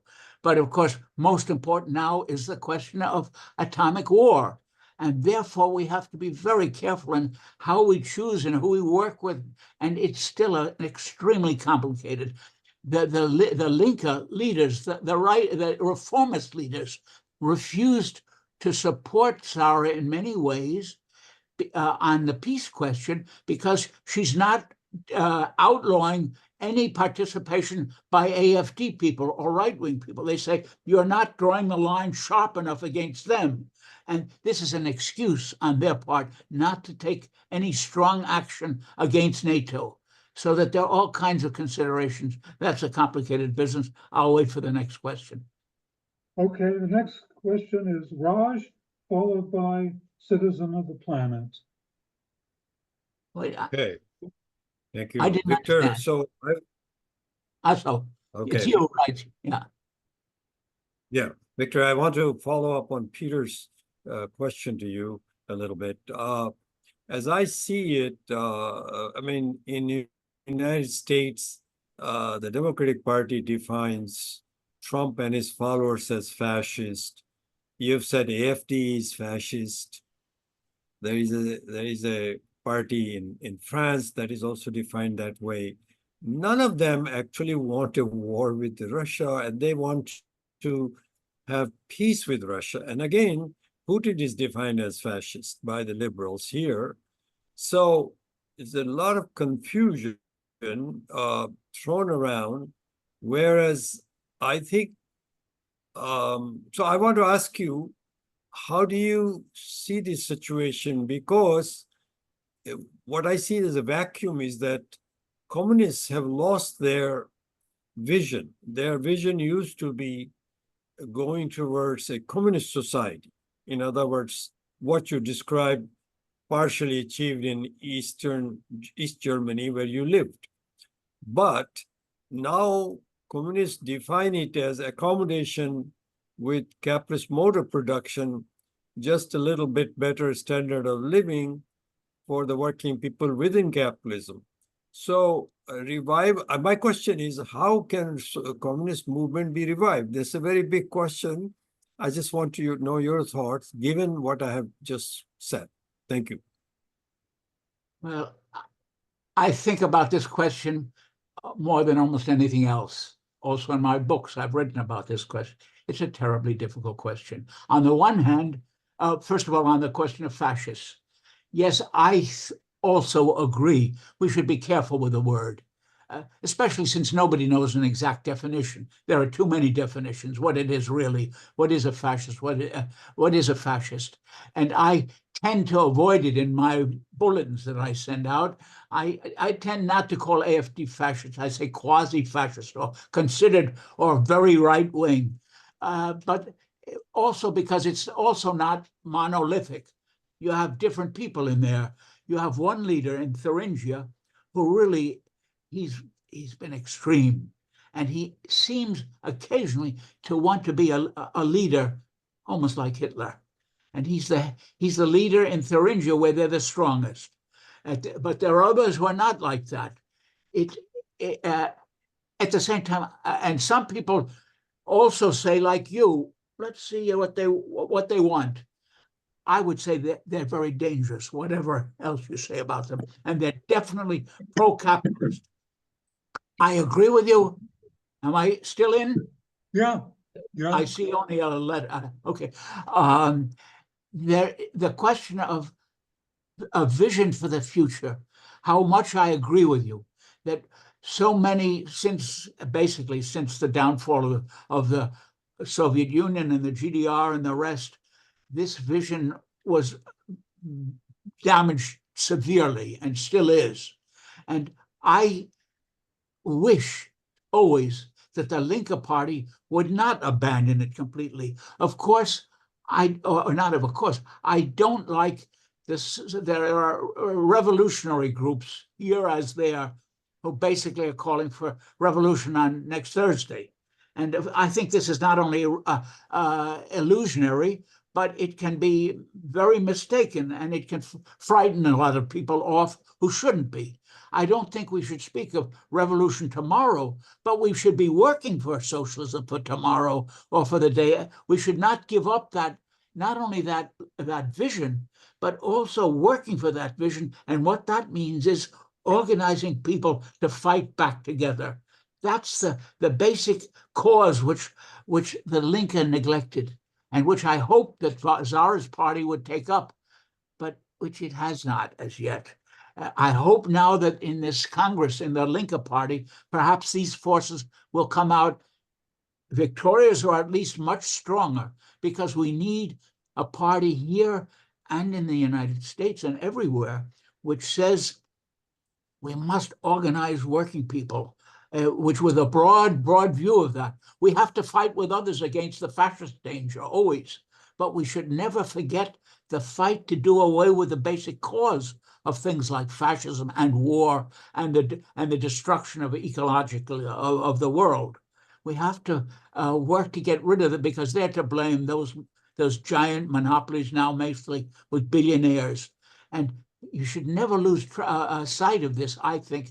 And I I'm sad that Sarah has not, she used to be like that, but she has not taken that up.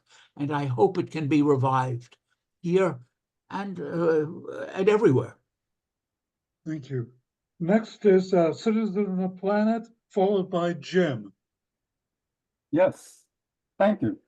I find that it's ironic that once again, the US/EU/UK claim to be fighting for, the sloganeering always goes so-called freedom and democracy, while clamping down on so-called free speech. It's free speech until the government says you don't have it, and harassing journalists and prominent activists.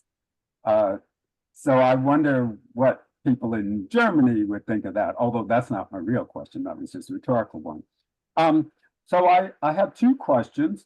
One is interrelated. I'm wondering, doesn't the German left know that this proxy war with Russia was provoked? I mean, like you said, the US promised not 1 inch NATO toward Russia. And doesn't the German left know that in 2014, a democratically elected government in Ukraine was overthrown, sponsored by the US via Victoria Nuland? As you may know, much of the American left, like many with YouTube podcasts, like one prominent one called The Majority Report, hosted by a Sam Setter and Emma Vigeland, adamantly support this proxy war. And the hundreds of billions of dollars spent on it, Biden and Harris say, for as long as it takes, rather than urgent and dire needs right here at home. And I'm sure the same is true in many countries of Europe. My other question is very ill-formed, but I'm curious about it. I've been trying to look on my own into the causes, the effects pre and post World War I in particular. I've been looking at YouTube videos like The Long Shadow of World War I, the crippling long-term effects of the First World War, the legacy of nationalism since the Great War. I kind of find it fascinating. Once again, Germany is sending tanks through Ukraine via proxy, and Europe is engaged in recurring centuries-long history of white-on-white ethnic conflict. And so here's the part that might seem a little too simple or a little too crude. After reading all of this, maybe it's all blurring together, but I feel like Germany, as well as Poland and France, are trying to get even for various wars going back to Napoleon for France, or World War I and even World War II for Germany and Poland. I sort of see all these wars as a continuation of— That's 3 minutes. Oh, okay. I'll just wrap up. As a continuation of getting back at who against who. Thank you. I didn't. Okay, next is Jim, followed by Wolfgang Lieberknecht. Is there going to be an answer to my question? Oh, I'm sorry, not quite sorry. sure that I really understood. Acoustically. Frankly, of course, German nationalism has been always strong before the First World War, after the First World War, and is being revived today very strongly. By the way, the AfD is especially for German nationalism. That's a big problem in any deal made with it. It's a German nationalist party. Is that always bad? Well, to the extent that it's against the American hegemony, sometimes it could be. No, I was going to say useful, but no, it can't be useful. It's bad. Any such nationalist expansion, which is what they're after. The German ruling class is interested in expansion, with or without the Americans, with them if necessary, without them if it can be, but it's out for that, and it's dangerous for that reason. But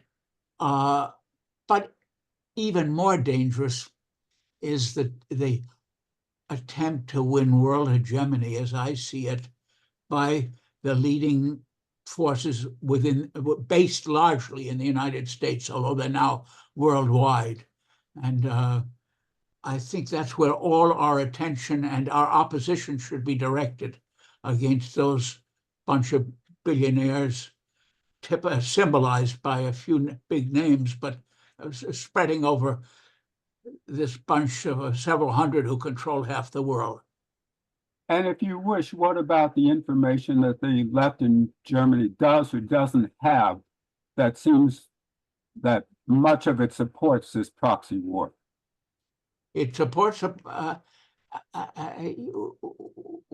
does it support? Yes, it supports it does support the proxy war. It's supporting Ukraine more than any other country except the USA.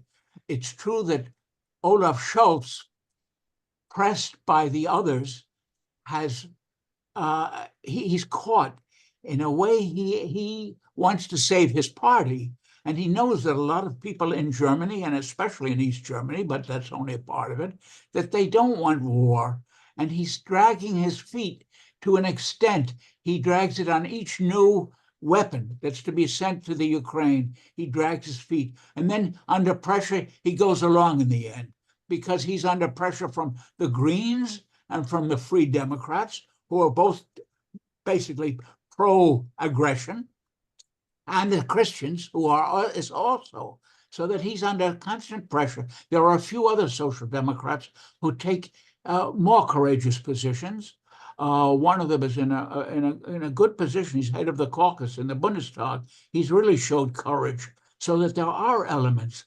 But by and large, the German official position is support and expansion and working together to support the Ukraine, and economically to take as big a slice of the Ukraine as they possibly can. They're already working on it. Rheinmetall is building its factories there, and agriculture is being grabbed, so that there hasn't yet been a real conflict of interest as I see it. I hope that gets closer to what you want. Thank you. And the last question is Wolfgang. Go ahead, Lieberknecht. And I learned in the whole thing that you have to pronounce the K. So go ahead. Yes, I'm here. I'm with you from Germany. We have the International Peace Factory, direct in the middle of Germany. It's a former border. Yeah, I have two questions. First of all, the Chinese communist model that with a strong state, you give room for a capitalist development, which at the end led to a higher living standard of the people. How you see it in the experience you had in the DDR? What do you think about this model? And my second question, for me, the Gorbachev was a very big hope. You know, in the 80s, we always thought the atomic war will come. And we know today, several times we were nearly in the war, especially 1983. And then Gorbachev gave up the Cold War. He could bring it through against the hardliners in the Soviet Union, but we in the West were not able to answer. We could not, we had a peace movement in Germany, but we were too weak against the military-industrial complex, yeah, to be able to use this chance, which Gorbachev gave. And I don't, you know, in 1990, they met and decided the Charter of Paris, which said we build a new Europe today, which is social, democratic, with equal security for every state, state of law. In fact, the Soviet Union, all what they criticized before in their system, they said, okay, we will do it. But this was never implemented. The build-up of this one Europe, the institutions, all was weakened, and I think the US played a main role with the expansion of NATO to block the building up of a new Europe. And for me, I have the idea we should organize a base movement to say we want the implementation of the Charter of Paris as a political project for Europe to build a Europe with Russia together to come out of this crisis, that we are not only negative, we don't not only want the stationers of weapons and to send the weapons, but we need a political project for Europe, from my point. Also in the direction of a multipolar world. Now we are more or less the tail of the USA. We have elites here nearly in all European countries who don't bring our interests as Europeans and Germans anymore in. They are selling us, even with the risk of the total destruction. The German destruction of its economy is already going on. But Two and a half Okay, minutes. Yeah, Okay. please. So then this is okay. Okay, thank you. Somebody remind me, please, Victor, would you lower your camera just a little bit? Because people can't see your face and they lip read. Okay, great, thank you. Wait a second. Try it, Thomas. Ja, was geht nicht? That's good. Okay, thank you. Now it's good. If it stays that way. Yeah. No, No, just okay, that's good. Not quite, but Yeah, it's better. It's better. Yeah. yeah. Well, let's see. First of all, on China, well, no, the other one, about Gorbachev. I, like so many other people, were very enthusiastic in the first Gorbachev years because it really looked as if he was working for peace and forcing Reagan into a more peaceful position than he would otherwise have taken. And we were very enthusiastic. As for his European house and his further development after 1985, 86, I have my strong doubts. I think from what I've read, he really was not only weak and failed in economically, but basically gave up on the idea of socialism. According to what he's written that he was not really for socialism. And he liked the ideas of the Pope. He said, we got along so well with our Slavic souls, being a Polish Pope, so that I'm not so enthusiastic. Of course, the idea of having a peaceful development, that idea also was presented by Sarah Wagenknecht. Paris, Berlin, Moscow, Beijing. A peaceful unification of economically cooperation. Of course, it's a goal we should work for, but I think we should have no illusions about the aims and greed and hunger for hegemony, for world power within both the American establishment and the German establishment. They are not interested in a wonderful, peaceful getting together. They have to be forced every step of the way, at least away from war. As for China, yeah, it's a big, for me and many others, it's a huge question mark. As I see it, China made immense gains, such as none in the world, against poverty. And I think, and it still is, obviously, it has very strong capitalist elements, both in the economy and in the leadership. But I think there are also definitely pro-socialist elements in the leadership. I don't know if they're in conflict with each other, but I think China is really facing this division. Which direction, or we are, which direction will it move? Will it move towards a capitalist direction, imperialist? There are signs of it in other continents where it's exploiting people. Or will it move to it in keeping the basic control of the economy, of the basic economy in state hands, and not letting that get into private hands? Which force will become stronger? We must watch it. I say I won't be doing much watching too much longer, but we should watch it and see which way it goes, and hope that it goes in the right way, at the same time fighting to prevent any future military development, with Germany sending its warships in the straits between Taiwan, saying to defend freedom of the sea, for God's sakes. They're obviously out as part of the same provocation of China, which the United States leadership has been going on to. So that we have to fight that move towards war against Russia and against China, at the same time not lose track of the main goal, which to do away with these dangers. And that means at least watching China and hoping that it moves in the right direction. That's it. Okay, thank you. Well, we have a few minutes just for short second round questions. No, wait, Jim hasn't spoken, I don't think. Oh, I'm sorry. I thought I'd called on him. Go ahead, Jim. Yeah, thank you. Thank you. So good to see you again. I saw you at the bookstore a bunch of years back. And who would have ever thought that the Germans, who were really so much in the advance of the anti-war movement, would have completely folded. I'm still stunned by it.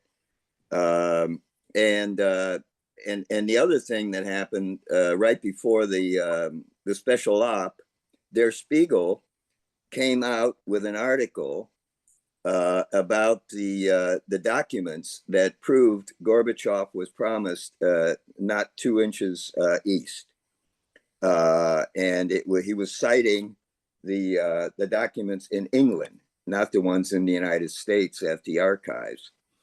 And I have to tell you, I was praying that the left would pick up on that, and it might give Putin enough feeling of support that he wouldn't have to go in. But we know that Biden refused to negotiate with Gorbachev after he made it very clear this was a global security issue, and he really had no choice at that point. The Sarah group here in the United States, they have been harping on AFD and never mentioning the enormous number of anti-war votes that the Sarah group got. Just so you know, it's like Americans don't even know they exist. My question out of that is, do you see any other kind of reverberation of a resurgence of the anti-war movement in other countries now that Germany has finally begun to establish? I think they're probably leading Europe at this point in terms of an anti-war presence starting to manifest, and no time too soon, in my opinion. So that's one of my questions, and also regarding that, we used to talk about nuclear winter back in the 80s. Well, the people here in this country renamed it nuclear fall to make it appear that nuclear war was winnable. And I was wondering if the Europeans had also deluded themselves into thinking that nuclear war was winnable. Okay, go ahead. I wish I could be so optimistic. In Germany, obviously, there is an underground sentiment: we don't want war, among many, many people. Perhaps we could estimate about half the people. In East Germany, it's much stronger, as I've indicated. I think that both the AfD and the Zara's BSW did get votes, partly because they were the only two parties really opposing further sending weapons to Zelensky and pushing the war till victory of Ukraine, which is obviously impossible, but dangerous because it leads to atomic weapons.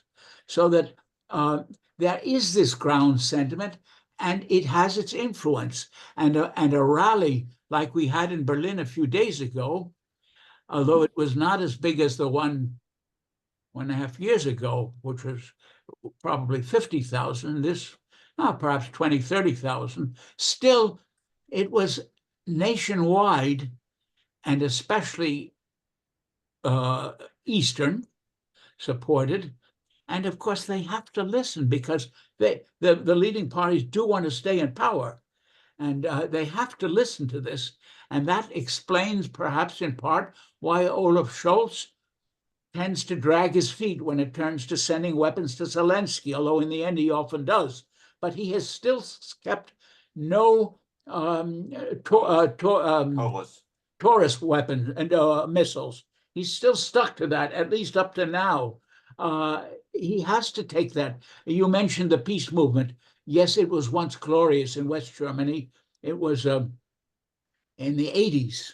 And there were really wonderful people who have tried to maintain that spirit up until today. They were pretty lonely for years. I went to their Easter marches every spring. We usually had about 2,000-3,000. This time, well, there were 20,000-30,000 perhaps. And people have to take notice of that because they want to get reelected.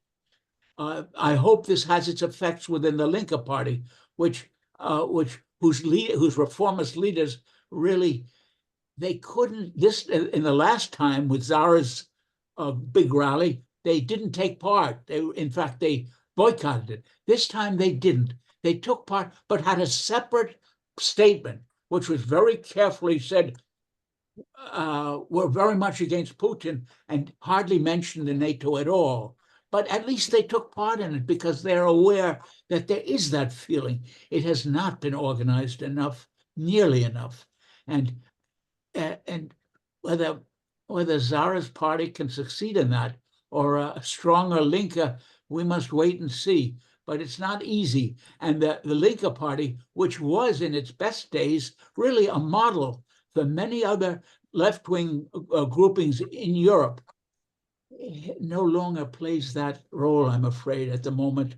In fact, of the 3 delegates to the European Parliament, which just had a vote taking a terrible, terrible stand on war and peace, and as rotten a stand as you can imagine, of the 3 delegates, we only have 3 this time, less than before.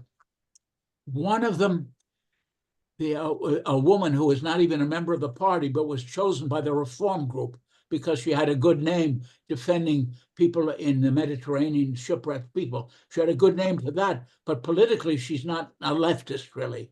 She voted in favor of this god-awful, terrible vote in the European Union. The second person is the chair, the co-chair of the Linke Party as yet still, although he said he's not going to be stand for re-election in this next meeting. But he abstained, which was terrible enough. Only the third person, someone of, I think, Turkish background, she's very good. She voted against it. So they split on this. We'll have to see which element gets stronger in the weeks and months ahead. But it's far from clear because the propaganda in Germany, war propaganda, especially anti-Russian and anti-Putin propaganda, reminds people like me, although I was in the States then and a kid, but it reminds me of the kind of propaganda going on in the 1930s in Germany. It's so vicious and so completely one-sided that it's frightening. And this head of this defense minister, who has been chosen as the most popular man in Germany politically, he has said we must get adjusted to a war mentality. He put it. He had a German word for it. He's calling for awareness of military necessity, and more billions going to the military things and leaving everything else: schools, children, seniors, the roads, bridges, neglecting them terribly, railroad lines, in favor of weapons, and arming, and sending even troops up to Lithuania, close to where they stood in 1941 when they invaded Russia or the Soviet Union. Well, thank you. I think that's the last, has to be the last question today. I wonder if, Victor, if you want to say anything more in conclusion as a summary, otherwise we'll wind up. Well, I'll say that if anyone wants to hear my reports about Germany, I could send my monthly bulletin called Berlin Bulletins to them. They just mail me to my email address, which is Wexler undernode Grossman, and then yahoo.de. Wexler with a CHS, and then undernode or whatever you call it, and then Grossman, and then at yahoo.de. If you mail me, by the way, I'm also sometimes in Counterpunch or in Monthly Review, rebroadcast, or in People's World also. I would send you my monthly bulletins, or read my books. The last one, A Socialist Defector, From Harvard to Karl Marx, LA. I recommend it to all of you with my views on everything. Thank you. Thank you so much. I put the email address in the chat for those of you on Zoom. Maybe we'll put it in the YouTube also. I should add one more thing. I wrote an earlier book, which I called Crossing the River, because I did Crossing the River, which tells very much about my becoming a leftist in the United States at the end of the 1930s and in the 40s and the 1940s, which led me then to have to leave and to flee to the East. What year were those books published? The first, Crossing the River, was University of Massachusetts Press, and the other is Monthly Review Press, the most recent one. I'm sure you can find them on Amazon or yes, you can find them on the other. I won't put an ad for them, but on book things you can find them both. And my other books in German, which I hope to get translated into English. One is about 34 great women, great American women, and I fell in love with every one of them. They're the greatest people you can think of all through American history, starting the 17th century and leading to the present. But some who nobody's ever heard of, even the devoted feminists, never heard of them. Great stories. But up to now, I haven't found a publisher yet who will publish an English translation. Well, with that, we'll put the word out for a translator. Thank you so much again, Victor, and great to see you. We hope to have you again soon, not too distant future. And with that, we'll stopping the recording now. Thank you, Victor. Thank you. Okay. You're right. Thank you, Victor. Stay here, Angela. Thank you. Thank you, Victor. Goodbye. Goodbye. We can end up the.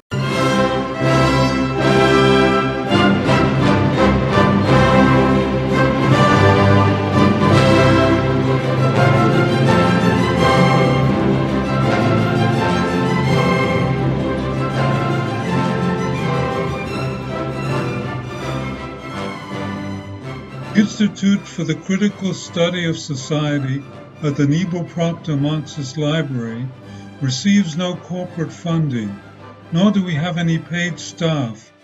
We rely on the support of working class folks that share our commitment to the socialist legacy of Karl Marx. We continue to need funds to meet necessary expenses, since we can no longer pass the hat at our in-person forums. Please send contributions to our treasurer, either online via PayPal or by check. The PayPal ID is ICSS Sunday, SUNDAY, @yahoo.com, and the name is Richard Fallenbaum. And checks may be made out to Richard Fallenbaum and sent to him at 1225 Nielsen Street, Berkeley, California, 94706. Fallenbaum is spelled Fallenbaum. To donate directly to the Marxist Library, Send a check to the Nebel Proctor Marxist Library at 6501 Telegraph Avenue, Oakland, California, 94609, or directly or donate online at www.paypal.me/npml. For information, write to npml at marxistlibr.org, and the website is marxistlibr.org.